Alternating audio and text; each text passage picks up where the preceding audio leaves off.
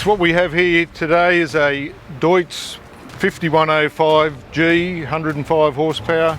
tractor with a 7-foot standard bucket, trimmer loader, X56, runs radial tyres,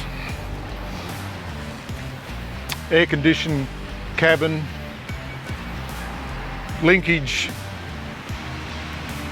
buttons on the rear with hooks, the hook system, dual remote outlets on the back, an adjustable tyre rim combination, and then we go up into the cabin with a nice Deutz Fahr quality seat.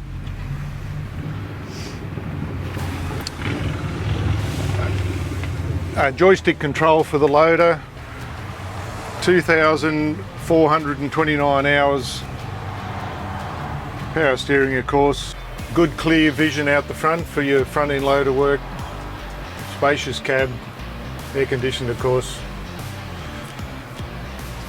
for your viewing pleasure. So this tractor today is $66,000 including GST.